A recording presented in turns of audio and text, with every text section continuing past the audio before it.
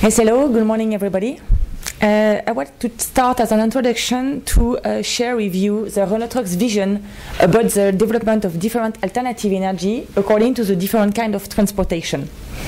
So first of all, we are convinced that the diesel will remain for many years to come the most efficient fuel, and especially for long-haul transportation. But when it comes to urban and peri-urban environment, we face an environment which is more and more dense and more regulated. And we think that it will open up opportunities to develop alternative solutions that will generate lower greenhouse gas emission. So we believe in the development of the both hybrid vehicle from short-term and a long-term perspective with different kind of hybridization, full electric mode, different technology, and we think it will be the case for many years to come. We also believe in the development of the gas and the biogas. Renewable energy is produced from digestion of waste and biomass. And we think also that for the gas, it will be maybe the only viable alternative for long-haul transportation to the diesel. Because gas, and especially liquid natural gas, LNG, will offer greater autonomy, greater range than the CNG for long-haul transportation. So that was a row in blue on the chart. When it comes to the very urban environment, we believe in a full electric solution on a smaller tonnage trucks that will emit zero emission and zero noise pollution, and that perfectly suited for the delivery of the last kilometers. Hydrogen, there is a long time since we have been talking about hydrogen, but nothing is really concrete on the truck market so far. So we believe it will be more from also a long-term perspective. And we believe that it will maybe happen first as an APU, an auxiliary power unit, a range extender, before being the main propulsion mode of our trucks. And we think that it will be more in 2025. And the last topics, it's the electric, what we call the slide-in, or what we call also the electric road system, with a continuous supply of electricity for the trucks, and with trucks that equip with a trolley system as a pantograph on an electrified highway. So we think that it will be maybe the ultimate step in electrifying road system for long-haul transportation.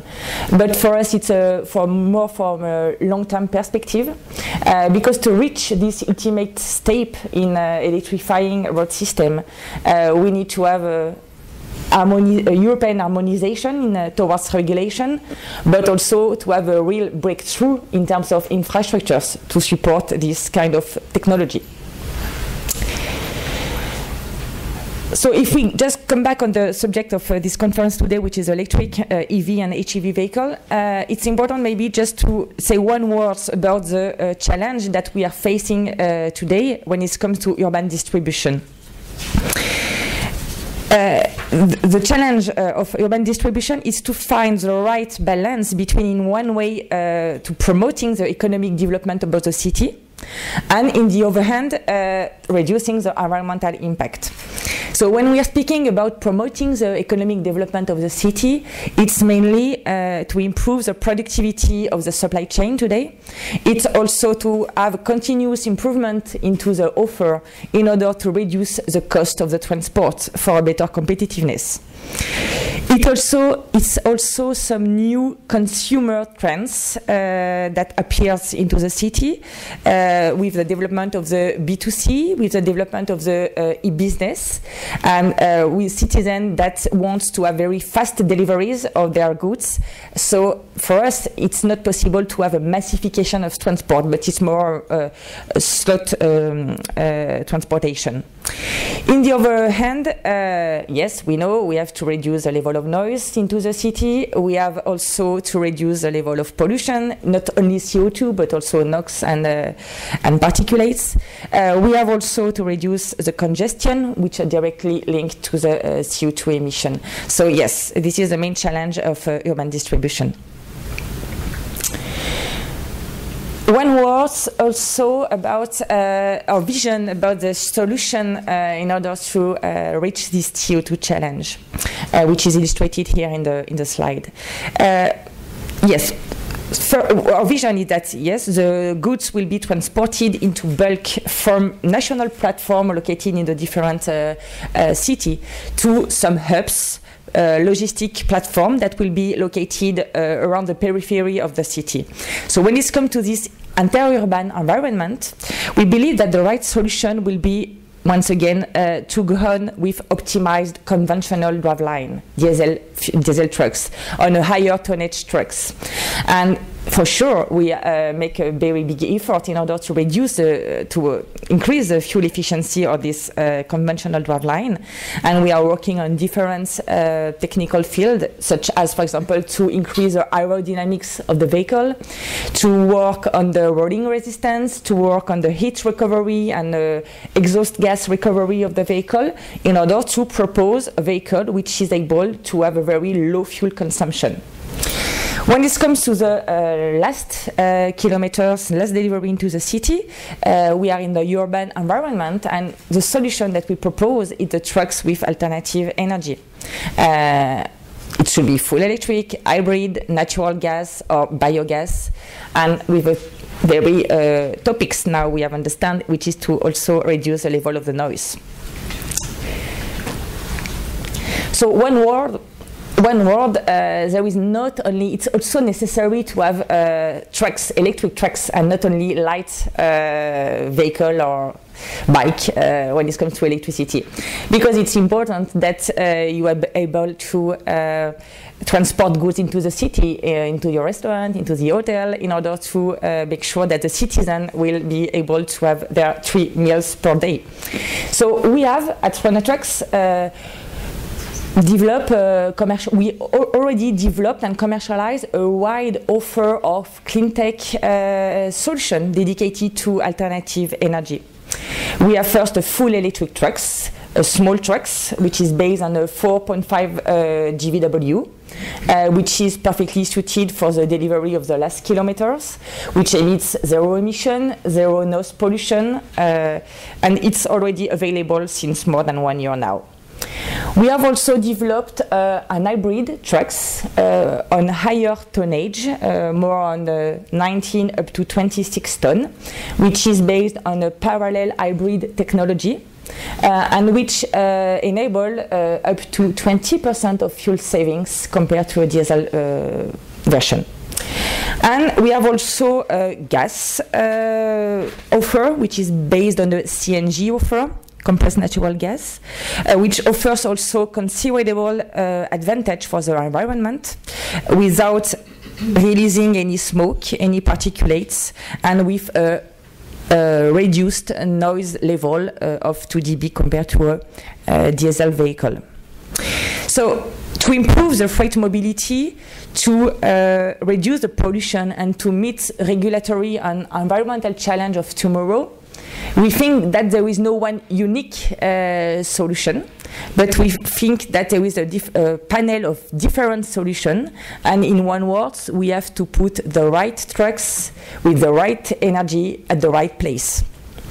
And we are quite confident about the future of this clean tech product portfolio due to the low emission zone, the air quality, the carbon tax, the noise standards, as many as constraints that should encourage our customer and the customer of our customers to move towards this clean tech solution. To conclude, as a truck manufacturers, our main challenge today is to increase the sales of this EV and HEV vehicle. It's important to initiate a kind of takeoff into the sales during the next 3 years in order to be ready for the futures. And to do that, we need the strong support of both local authorities but also the European Commission to make this EV, HEV market a sustainable trend. And to do that, this is the main focus that we propose. It's important for us to invest in new R&D initiative in order to and to leverage some public funding opportunities in France, but also in Europe, in order to help us financing our future projects and in order to prepare the future generation of our hybrid vehicle. So it's important to have diverse framework in order to support our innovation and also to make this EV and HEV with a positive business case, and it's not the case today. We have also to ensure that they will have a European harmonization in terms of regulation and incentive scheme for EV, because for us it's important to find the right feature. Is it the noise? Is it the full electric mode? Is it the CO2? Is it the particulates? It will help us avoid this. For sure it's all these things, but it will help us to more focusing and avoid dispersing into the technological choice that we have to do. And the third point is that it's also because we have understand that the budget are very restricted and at the European level. So maybe we have to think about non-monetary incentive for this kind of vehicle. And it's important to increase the attractiveness of this EV or HEV. And the proposal should be, for example, to granting some privilege to the EV owners. It should be, for example, free access to the parking. It should be, for example, access to extended delivery slot, off-time delivery or night delivery, for example, for waste management and city delivery.